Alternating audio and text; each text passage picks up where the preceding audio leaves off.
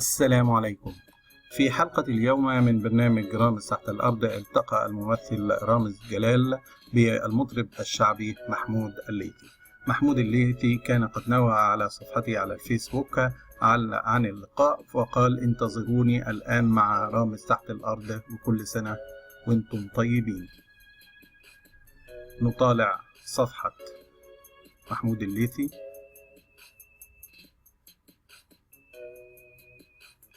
ثم نشاهد بعض صوره التي تمثل مراحل تطوره المختلفة.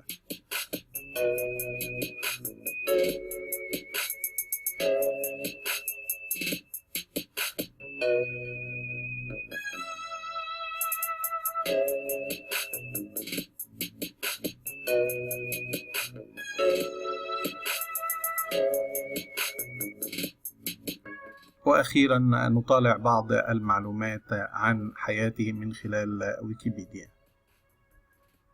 ولد محمود سمير الليثي الشهير بمحمود الليثي في 12 يونيو 1979 بمدينة الإسكندرية بمصر، والتحق بكلية الهندسة بناء على رغبة والده، إلا أنه اتجه إلى طريق الغناء، وهو مطرب شعبي مصري شارك في العديد من الأفلام السينمائية، أحيانا بالغناء وأحيانا بالتمثيل، وله أيضا 5 ألبومات غنائية، وتم اختياره كأفضل مطرب شعبي في عام 2015، وهو ممن يغنون بكثرة في الأفراح الشعبية، وله العديد من الأغاني المشهورة. شكرا وإلى اللقاء.